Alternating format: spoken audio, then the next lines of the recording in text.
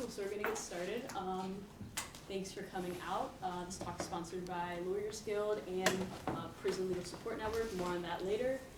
But today we have Josh Bertha, who is an Indianapolis activist, who's gonna talk to us a little bit about what abolition is and his experiences in the system. And without further ado, thank you so much, everybody that's here, for attending and being here today. And it really means a lot to me to see these young, bright faces, you know, who are interested and actually show some level of concern or care, or at least curiosity, to know what is going on with this particular aspect of our societal system, especially when it comes to what we're speaking of, the criminal justice system and the prison experience for me individually, as well as for an entire society and an entire community of people, you know. So I very much thank everybody for applying that interest and showing up here and being here today. So as we begin, my name, well, they call me Jock, you know, and I'm in a transition with names. You know, the whole branding aspect, because the things I'm doing associated with this work, my new title is the King Trill, you know. So Trill is a name that I've had a long time ago from the streets, but I've applied the King to it, you know, because once you come up in this type of system, there are so many different groups of people who try to title you, and they try to name you, you know, and call you a prisoner, a criminal, a thug. You know, you hear that so much. I remember one time I was in the courtroom and the prosecutor was saying so many things. I didn't even know he was talking about me. I thought he had the wrong, I thought he had the wrong individual, you know, because of the negative things that he was saying, which were not true. He was just trying to win a case, okay? So I've definitely embraced that new title, and I carry it like a badge of honor everywhere I go, you know. So also another title that I have adopted for myself is a prison abolitionist. And that's not how I initially started. I kind of consider myself a prison reformist.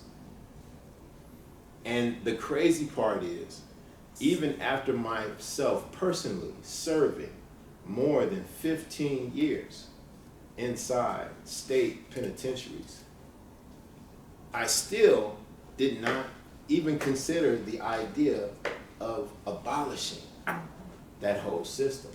And that even baffled me, because here I am, a guy who has firsthand seen the marginalization, seen the abuses, the brutality, the unfairness, the injustice at every turn, you know. Even me, I was like, well, we can't get rid of prison. That's amazing. You know, that just lets me know the thought power of the opponents and the social engineers who constructed this system, you know. That even me, a victim of this process, would still say prison is necessary. You know, I have long since abandoned those concepts. You know, prison is not necessary, and I know that can, for some people, be such a like, oh my goodness, what are you saying? Of course we need prison. You know, we need prison for these type of people and these type of individuals. But it's not necessarily the case. You know, we are an intelligent people. We are people who have the ability to look at problems, especially from new lights, especially from a position of past processes, not accomplishing anything.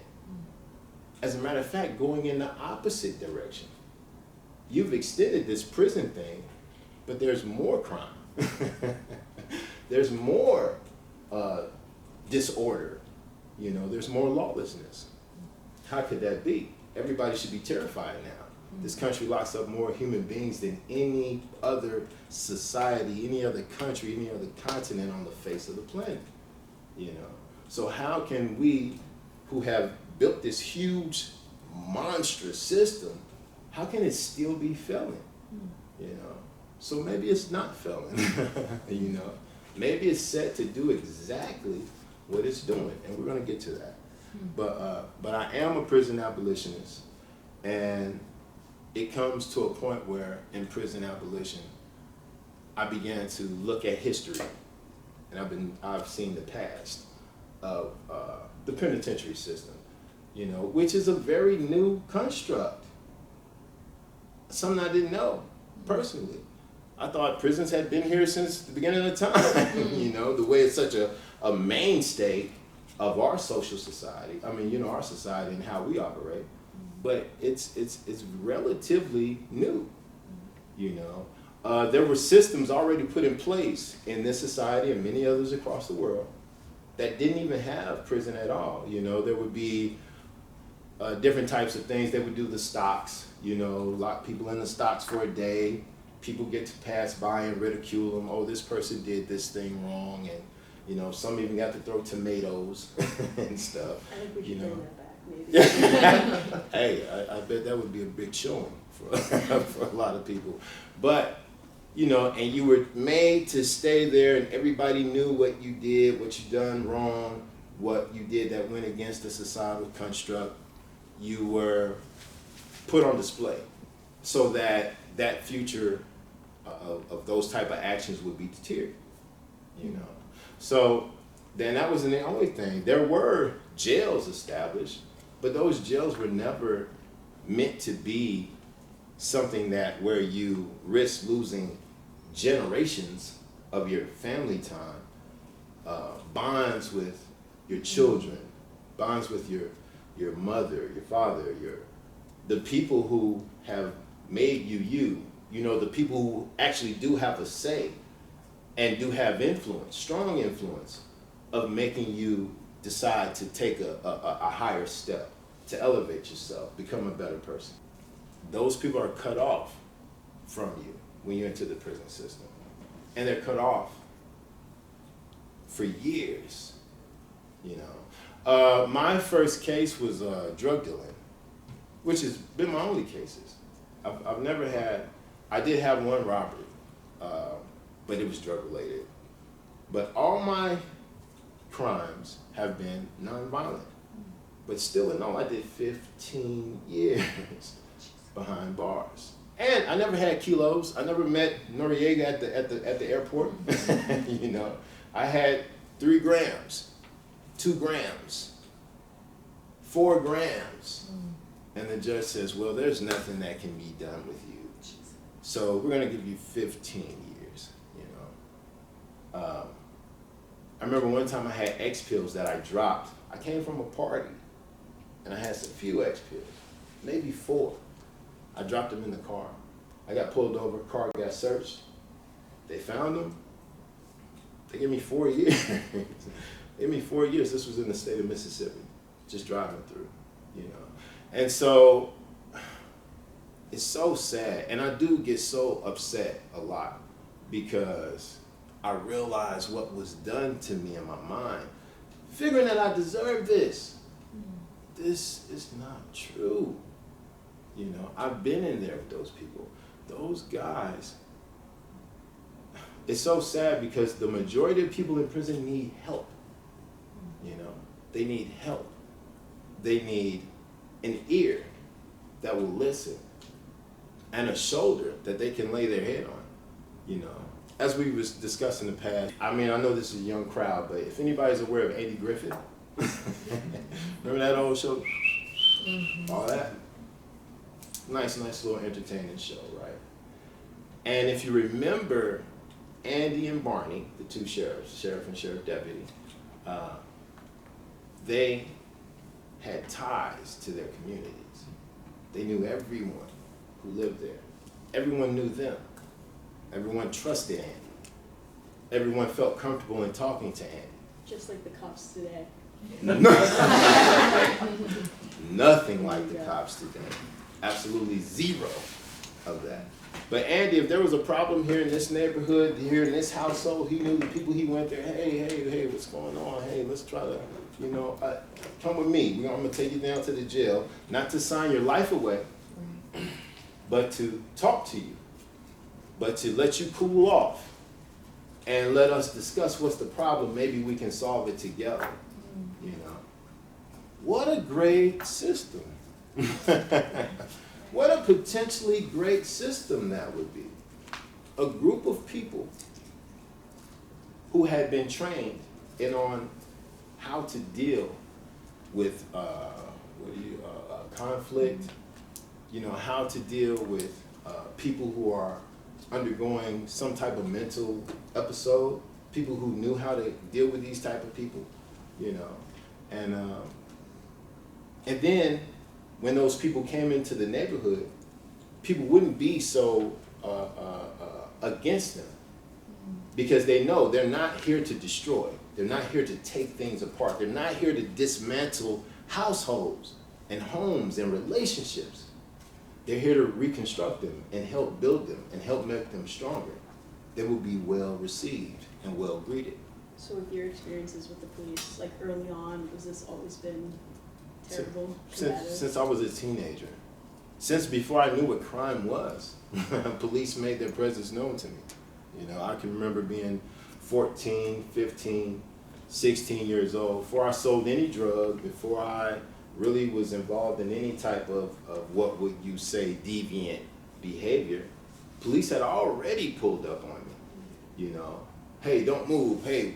I'm like, okay, fine, what's going on, And going through my pockets, patting me down. I'm a kid, and I'm terrified, I'm not afraid to say it, I'm scared to death, So, and those are the type of instances that seem to have been more common, in the places that I come from, So this type of system, how it was before the early 1900s, prisons kind of came into play in the mid 1800s, But even then, and they were very, very few, but even then, to get into that type of situation in that type of place, it had to be something of the most violent, the most hurtful, It had to be something so very serious that it can be ignored, right? No drug crime is 15 years. Yeah, no drug crime for 15 years, which is ludicrous. It's insane. But anyway, so another interesting fact about that system in that era was the fact that it was majority white people. It didn't have a large black community. Were black people not doing crime? Were we more moral in that time? Or probably not. Probably wasn't the case. What was potentially the case were there were already systems profiting off of marginalized people. So if I already have a system that profits off of marginalized people the way I want to, there's no need for me to create another system that doesn't, But those elements can come into play when this system has been done away with. Once that system has been done away with, but damn, we made so much freaking money. I mean, how are we going to walk away from this? We've started several different corporations. We do business with people all over the world because of, at the time, slavery. Okay? So, slavery already being that system of social control over the most marginalized group in the country at that time, it's already a working, functional system, So we can deal with what we consider to be crime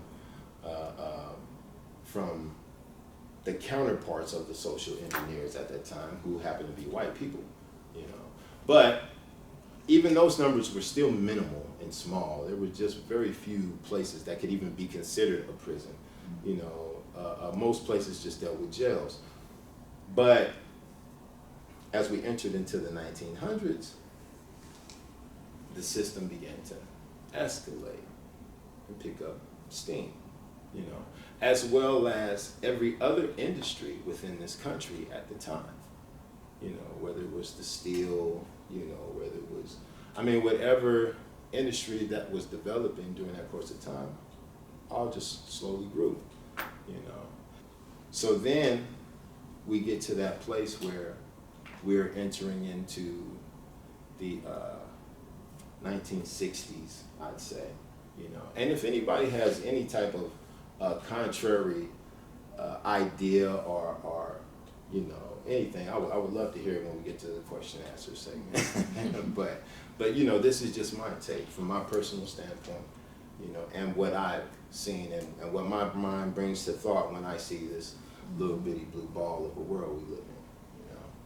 But after the 1960s, especially during the 1960s, there was a very big social movement going on, you know, the civil rights movement, which really addressed oppression and taking advantage of and not allowing marginalized people to engage in the system in an effective way, you know. And then you get rid of all that counter talk by just locking everyone up. I mean, exactly. I mean, but see, this stuff here, I know this can't even be debated because as we have moved into these 2000s, lots of different people who had ties to those different administrations in the past and, you know, different organizations in the past have come right out and said, yes, we had to do this. We had to vilify these people to be able to do what we want to do. You know, I mean, this is another thing that baffles me because these are open confessions. These are open confessions. Yes, we did this on purpose. We knew that these groups were being stronger and raising social awareness against the society that we have put together. So we had to make them look like villains. We had to make them look like demons. That way we get the societal sign off. You know, yes, you have my permission to do whatever the heck you can to these people to keep us safe. That was it. Once they had that, once they knew there would be no revolt from the citizenry, here they go. And you were lucky at that time to even get to prison. You know, a lot of it was just justice in the streets. Just because you're trying to speak up for yourself. You know, just because you dare to question the status quo and speak openly about it. Just because you dare to say, hey, that law that you wrote for you guys, it applies to me too. You know, because it said American citizen. I was born here. That by default makes me an American citizen. You know, so these laws that have been written that you say were for everybody, they include me too. You have to include me. There's a villain right there. There's a bad guy. There's a criminal. You know, there's a thug. Okay. You know, I can't attack a person who is fighting for social change. I can't attack a person who wants to make this world a better place for everybody. I can't attack those people. But I can attack a criminal all day long. If I just slap that on their forehead, I can proceed as I deem fit, you know. So, and that is another little, that's not new. That is another little byproduct of slavery. When United States of America was just defined to the rest of the world. We have to treat these people like that. They're savages, you know, they're brutal, they're animals, they're lesser beings, you know. God has ordained us to carry out this mission. And while we do this, we educate them. You know, we are providing a very great service for mankind with this slavery thing. You know, we're educating them, we're teaching them about the God that loves them. You know, they would have never known him had it not been for us.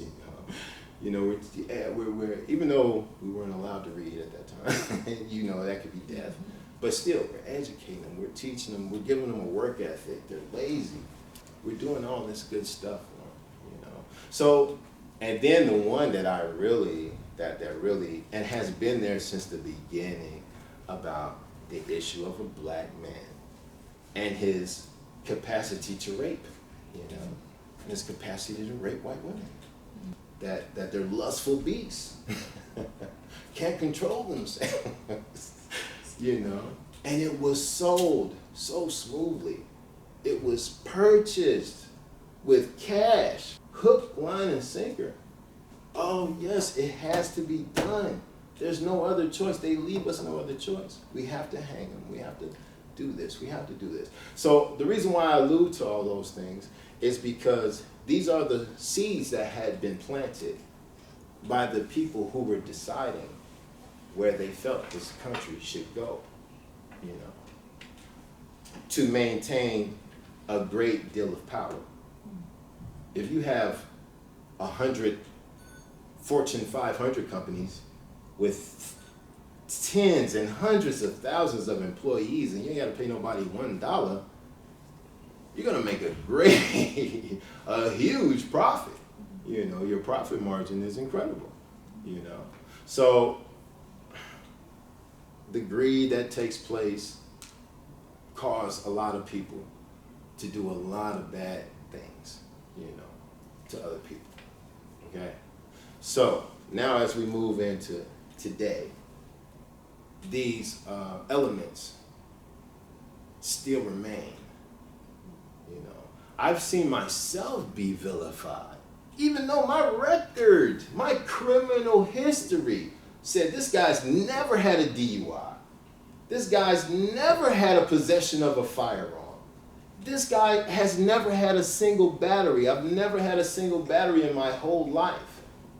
At some point, somewhere, if it was about making a positive change in people's lives, somebody was supposed to say, wait a minute, this guy's not violent. This guy doesn't have, if all this time we would have seen some violence somewhere, he doesn't have it. Okay, he has a drug problem.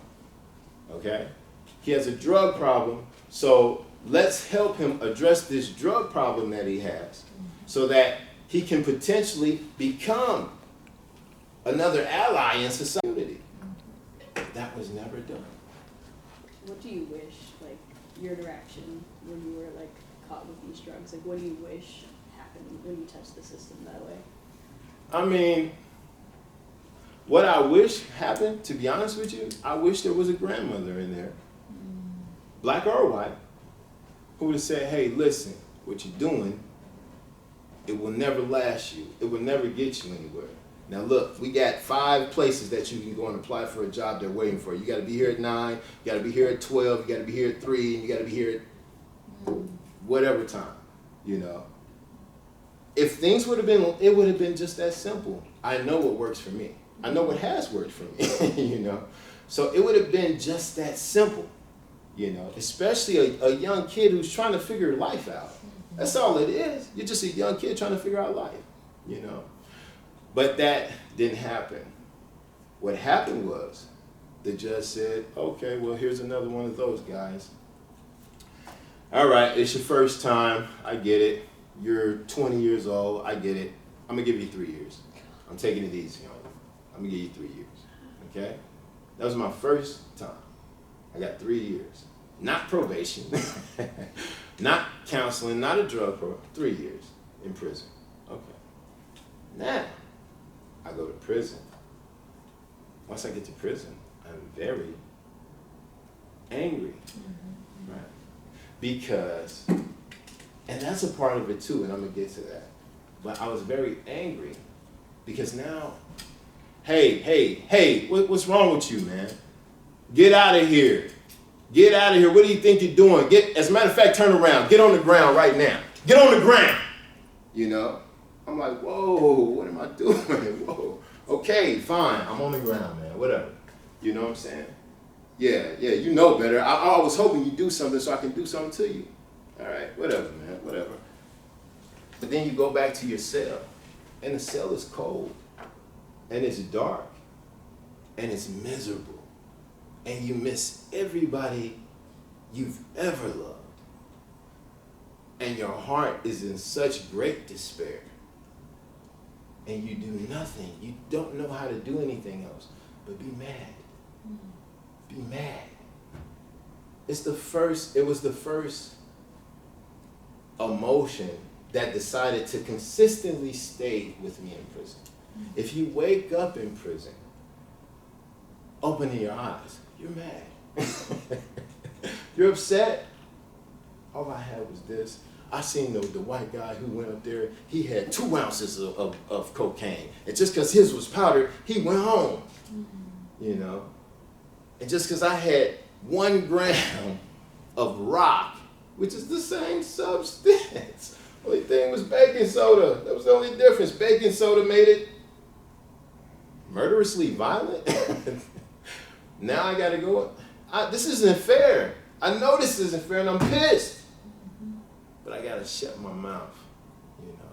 And then you look at society as an inmate.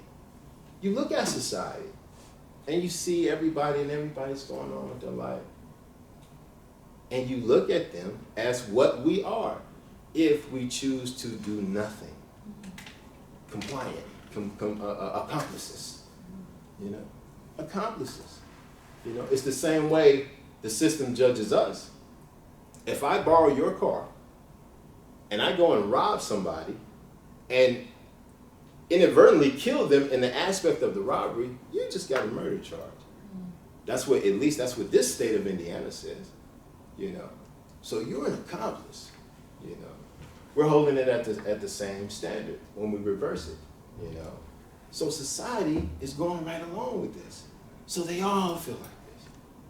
I'm mad. When I get out, I'm gonna sell more drugs.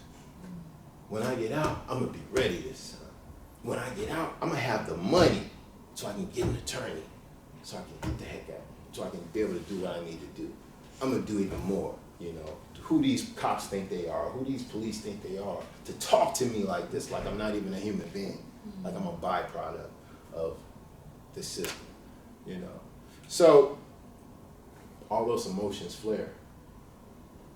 But during the course of that, I learned, because I went to prison, I did this 15 years, not all at the same time.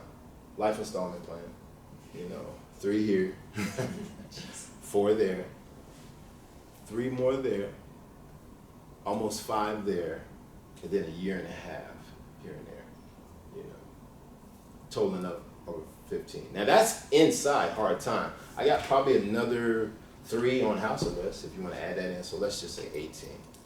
Okay. Now if you want to talk about probation, which I'm on right now, which I'm on right now, and they've extended it for the next 5 years, you know, okay. Plus, how many times I've been on probation before? Maybe 3 times. On average, 2 years apiece. Maybe 5, let's just say 5. So that's 18, 5, 23, plus the 5 that they want me to do now. That's almost 30 years associated with the criminal justice system. And I can assure you, even during my criminal elements, I was not somebody for you to be afraid of. I would not know you and see somebody disrespecting you. I would be the first person to step up. Hey, whoa, you might want to take it easy. You know, I'm the first person to do that because my mother and my grandmother raised me to be that type of man. You know, so I just wanted to make sure that everybody knows, because I've been in here with these guys. Just because you are behind these bars does not mean that you're a criminal. I know that firsthand, you know. Does not mean that you're an animal. Does not mean that you're a savage.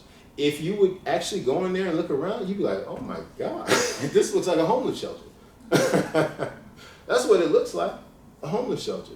You know, one guy's trying to drink the hand sanitizer. You know what I'm saying? The other guy, he just likes, you know, I mean, you know, it's just different levels of despair. That's what it is. It's not a place to be afraid of, you know.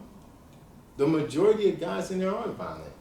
But what happens is, like I said earlier, that anger that sets inside your heart, that they bank on. I know they do.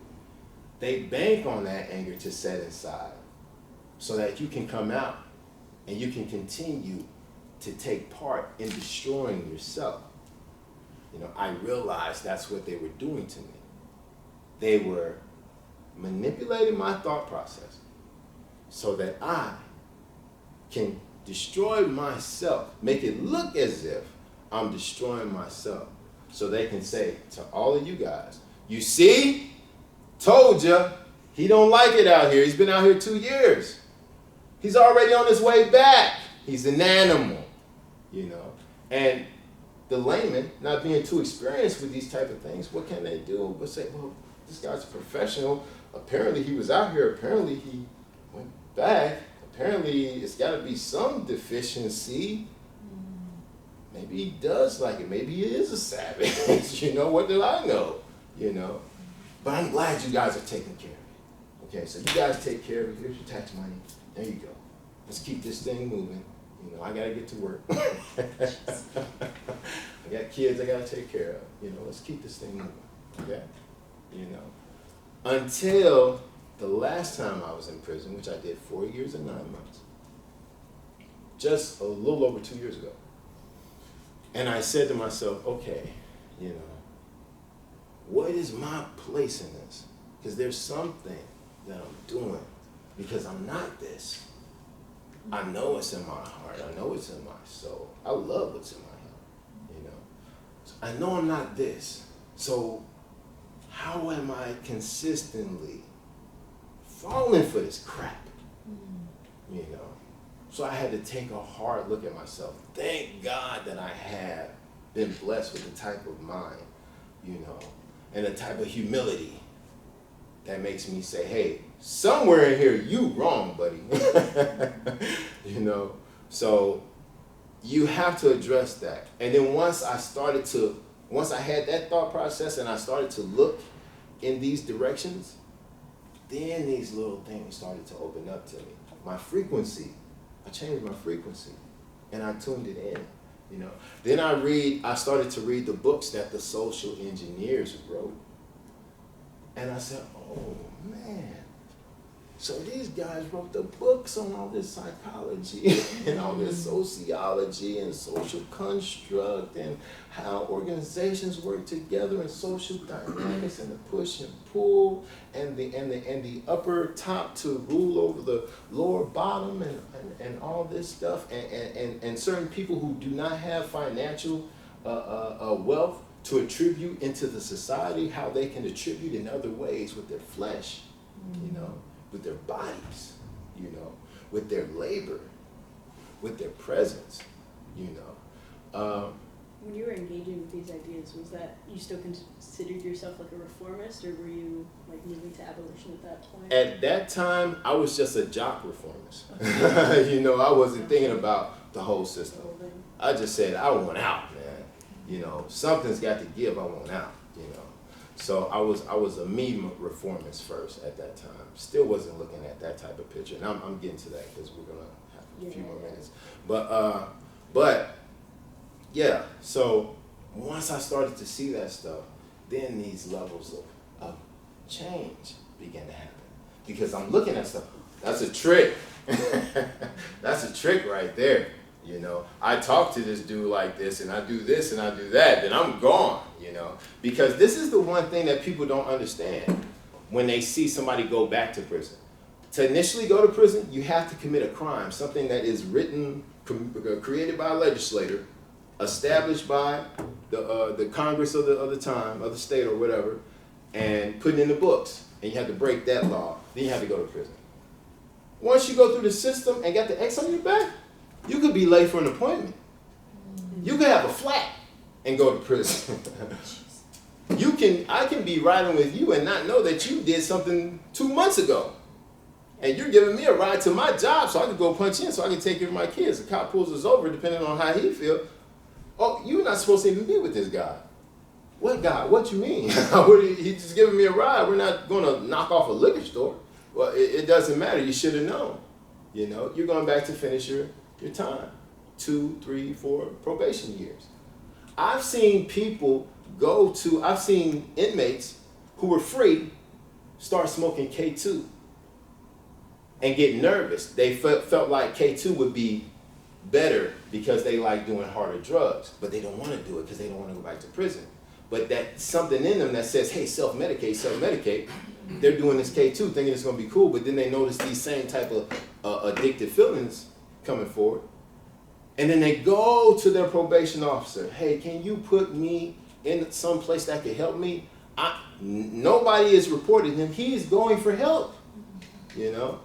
And then the probation officer says, you know what? Definitely, stay right here.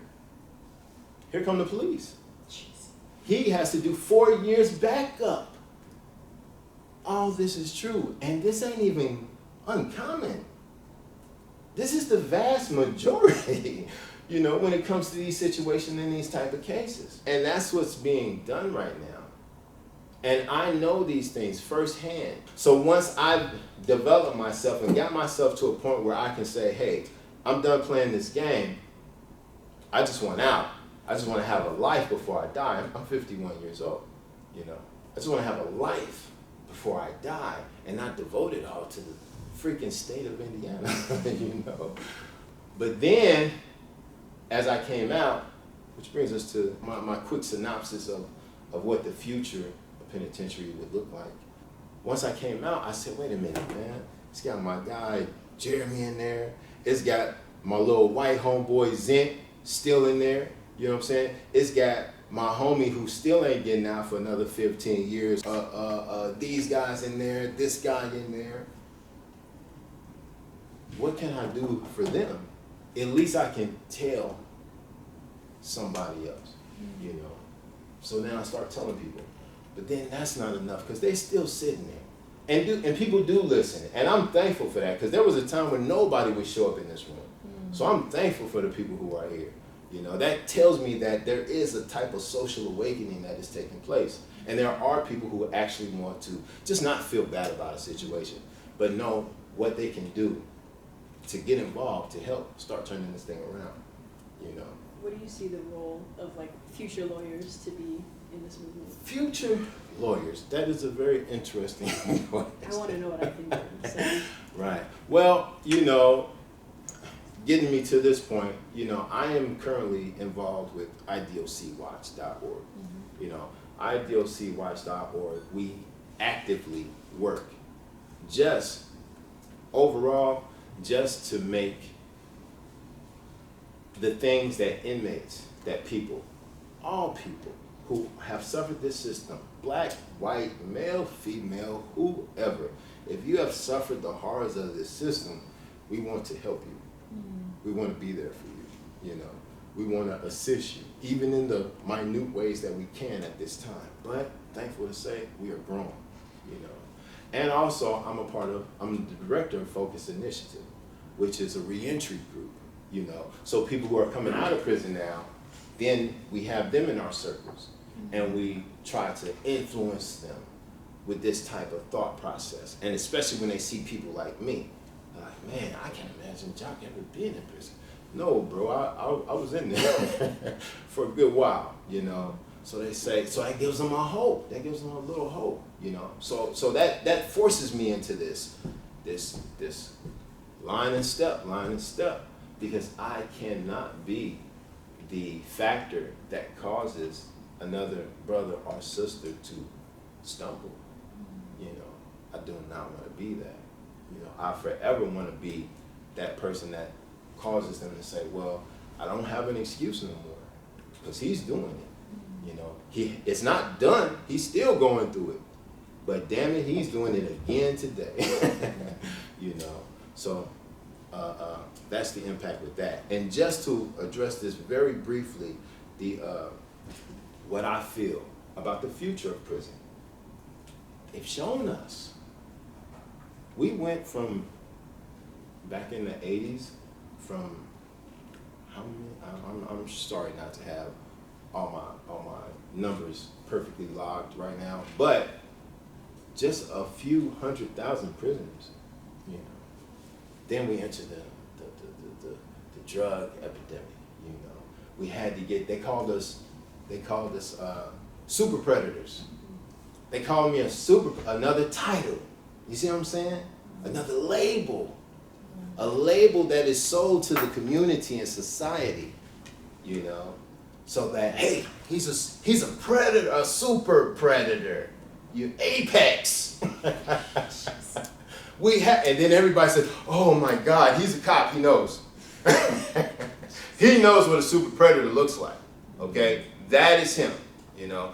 Hey, please, sir, get this super, okay, I'm gonna try. You know, and everybody's there. Everybody's got his back, you know, the majority. I'm not gonna say everybody, but the majority, you know. And then they get to do what they want. Once these titles are put on us, they get to do whatever the hell they want to us. But I'm here to tell you now, and you can hold me to the fire to test and see what I'm telling you is true. I'm not a super predator, you know. I'm a super good person who tries my best every day to do the next right thing. Because doing the next right thing will save my soul. Why would I not want that? Why would not any human being who has a good sense of self and has removed all that anger from their hearts? Because that anger causes you to be blinded. And I don't care if it's anger at the system, anger at your mom and dad, anger at Maurer School, anger at anywhere you got anger at. It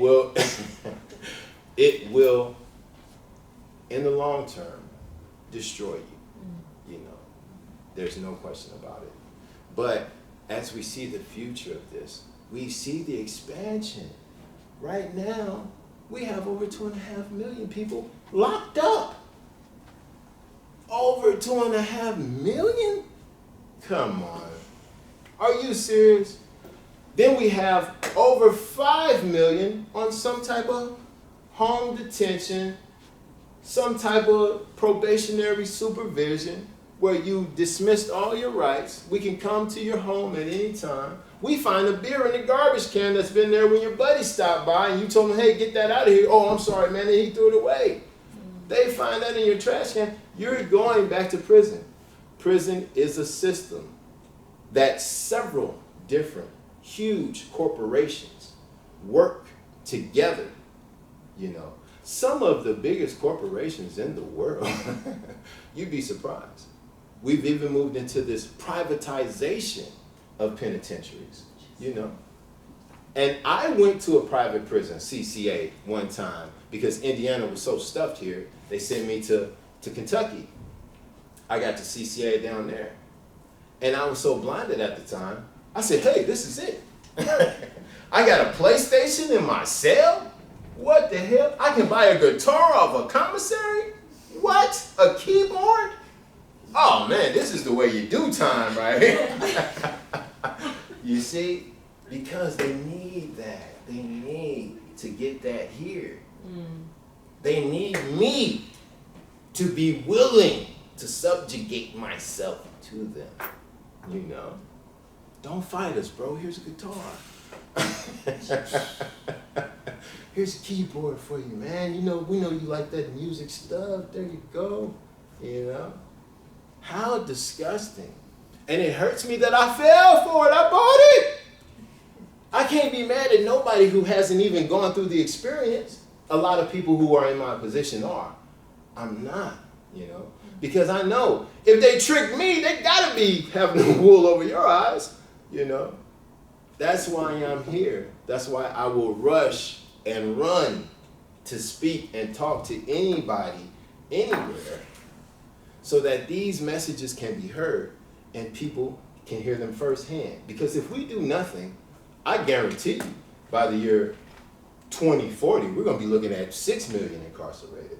This thing is going to continue to grow because it's working and it's making the most powerful people and the most richest people in this country even more wealthy, even more powerful, even more rich. So until we decide to come together and to address these issues as a united people, as a collective people who say, you know what, there's got to be some other way. You know, we're not dummies and this ain't working. This is the only system that they say, well, it's not working, but let's build 5 more prisons. The math doesn't add up. If it ain't working, nobody throws money in a bottomless pit. Not one person who has some sense in their mind does that, you know. Only people who keep throwing money at something if it's a good investment. That's why Visa is showing up, MasterCard is showing up. The biggest food company in the world, what's their name again? Aramark. Mm-hmm. Biggest food company in the world. They feed the president, you know, for their social gatherings. But they also feed the prisoners. Everyone in this country. You think they want that to go down? No. You build a prison and it'll get filled. Overnight. Overnight. You know. So, in closing. You guys, especially, first of all, once again, I have to thank each and every one of you for being here. And I mean that so sincerely. That gives me such great hope, you know. And IdealCWatch.org, if you go there, there is a department that we are working on, you know, Prisoner Legal Support Network, you know. A way to look at what's going on with a lot of these cases so you can see firsthand what type of crap these people are going through so that you can possibly provide some level of assistance where I can, you know, and so that things can be developed in that area, you know. So, you know, your private fields, of course, you're going to get bank on top of bank, but you can also make a living helping people too. You know, and it's a living that allows you to sleep a little bit better at night, you know. I know it does for me, you know. And also because if not, this monster, this genocidal monster that attacks impoverished people, you know, primarily brown, but it's also escalated to impoverished white people too, you know. So that this can be addressed, so that lives can be turned around, so that children can have their mothers and fathers, you know, and so that we can really make a lasting change. And I would be very, very happy to donate to any one of you who created this this entity. Yes. And thank you. I was going to bring Maggie's in to talk about some opportunities with great. the support network. Hi, Maggie. Always. My name's Maggie. I graduated last year from Maurer. Right now I'm doing a fellowship with the National Lawyers Guild, the Wine Glass Fellowship. With that, I am working with the Prison Legal Support Network. Jock mentioned it. And we just had a really great meeting yesterday where we were kind of collaborating with the Maurer and bikini chapters of NLG, and we're thinking of creating an externship program to do some work with a civil rights lawyer in Indiana and PLSN. So that would be next semester, but in the meantime, if anyone's interested in getting connected with PLSN, you can get my email from Emma. I am actively looking for someone to help on a project compiling information about mailing things to prisoners in Indiana. Just there's so many requirements, so we want to get those all compiled in one space. So if you're interested in that, get my email from Emma. If you're interested in a mass incarceration committee with the Maurer chapter, also feel free to reach out. I led it last year and would love to see it to go strong again this year, so we can work with PLSN and Jock even more. So thanks for being here, Jock. Thank you so much for inviting me. And what she's talking about as far as the letters that she was saying about fighting that little issue, when you're like if my grandmother takes a big family picture, beautiful family portrait, all color, all nice quality, it'll come in to me, and the prison administration will receive it. They would take it to their photocopier, which is from 1978, run it through. It would be black and white, no definition. Some parts you can't even see, you know. You wouldn't even be able to see the actual people, you know. It would be a photocopy, you know, completely removed of the dimples in your daughter's face. You know, so it's not. That's another thing that makes you mad. You know, yeah. So yeah, thanks for that, man. You know? No? Does anyone have any questions for Any John questions? before we- for the last 2 minutes of our time here? I'm not afraid of none of y'all. Just like you know. Hi. Please. You kind of talked already about what made you change from reform to abolish and those different mindsets, and you said it was because once you got out you were thinking about all the people still in, but was there any other sort of event or book that you read that made you really be like, oh no, we don't need to just reform, we've got to get rid of this whole system? You know, I do a lot of research and I zoom around a lot. It's so funny. You know, what really happened is I got involved with this public education book reading, you know, group, and we would discuss different types of narratives and stuff. And one in particular was saying how prison was the concept of prison is genocidal to certain people. Now, initially, even me going through the system, as I said, I didn't grasp this. You know, I'm like, but genocide, that's a hard sell, you know. But then all you have to do is look at when this prison system had got gasoline thrown on it and become a big fire. You look at the situations that have occurred thereafter.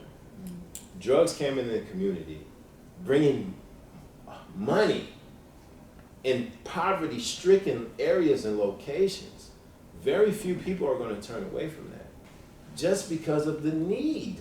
Just because of the need. So then all these men primarily are taken from these households, you know.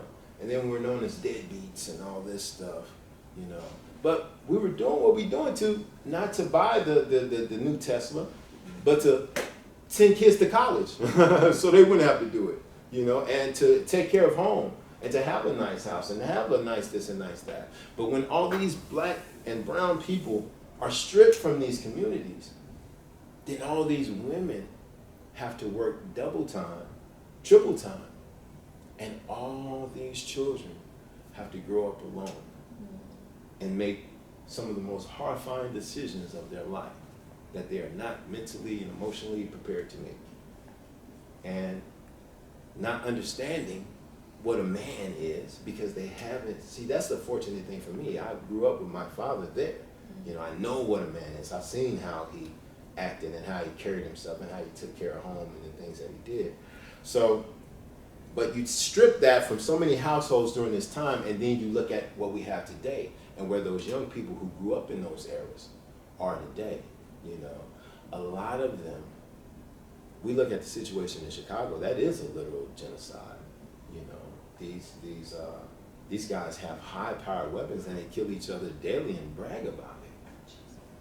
Brag about it. They make music about it. So we see how when these actions have taken place in our community, we see the after effects, and we can look at the after effects and see what has happened as a result of these policies being implemented. So, you know, it's a clear result, you know, cause and effect.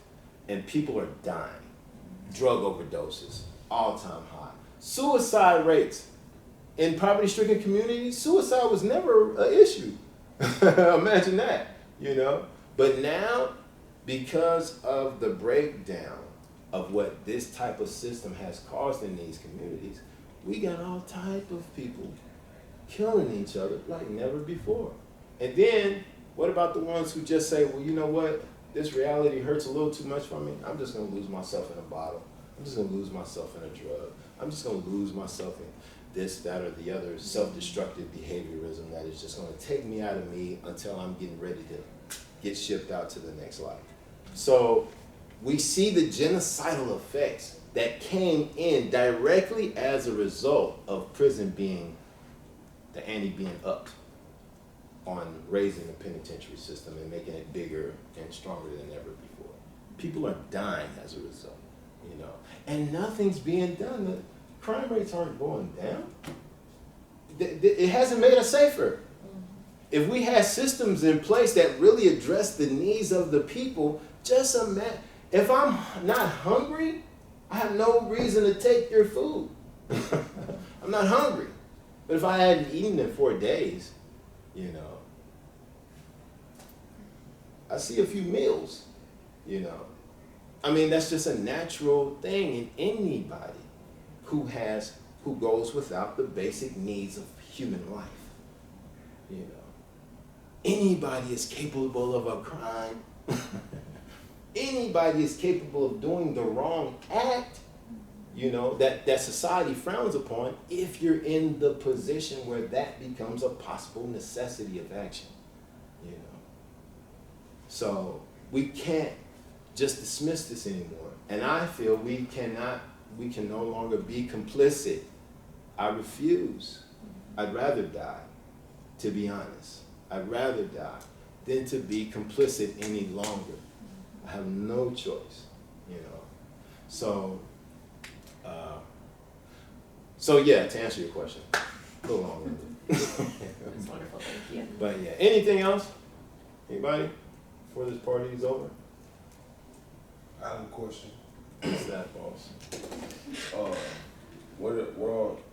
I'm not, in the law program or anything, but as far as the people and the power of the people in this country, do we have the capability of, getting certain bills or laws looked at or presented before the people? You know what I'm saying? Like you went as far as calling the people accomplices, because they just sit out of the life. Right. So to make up for being an accomplice, what's something extreme that people can do? That is a great question. All people have to do is come together and with that like-minded sense of thought, saying, no more, I don't want to be a part of this no more. Hey, let's all go over here to the courthouse and let's let these legislators know that we're quite upset about our names being signed on to this horrible treatment of how people, impoverished people, are treated by this system. I will no longer stand by it. And I see you, sir, who is a legislator, if you choose to do nothing about this, you will be removed. Plain and simple. That is the only time these people actually decide to make any type of change. But it has to be, we have to be very serious, because they love throwing you a bone. Okay, well, very briefly, 2014, they changed the laws. They made it, they went from, it used to be if I was sentenced to 10 years, according to the state of Indiana, I would have to do 5, half of that sentence. 2014, that changed. They reduced the amount of time given, but they raised the amount of time you serve. So now, when I had been sentenced to 10 years, I only had to do 5. If I did good time, if I went in there and didn't get into any trouble, I would only have to do 5. But now, if I'm sentenced to 6 years, much less, that's 4 years less than that other sentence, 10, but now I got to do 4.5. So they acted as if they were throwing a bone, but the bone had a string on it. They slide it right back. So we can't fall for any of that okie doke. It has to be something that we do together that causes lasting, significant change. And if you guys don't stand with me, it won't be done. That's why I'm gonna always be open in my mouth, because the people, we have to stand together.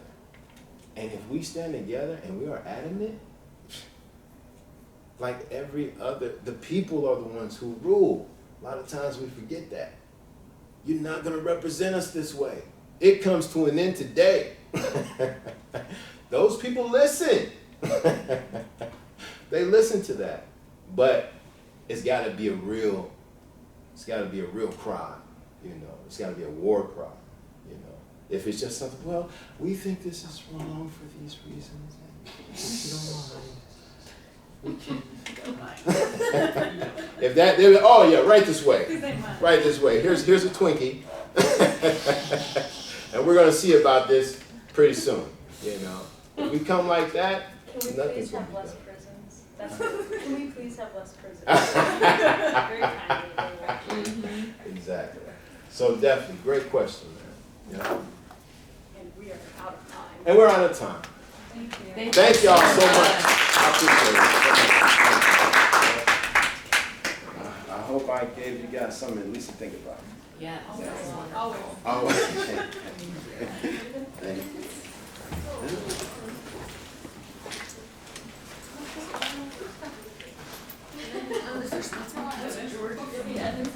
No, These are the next I'm not. Oh, yeah.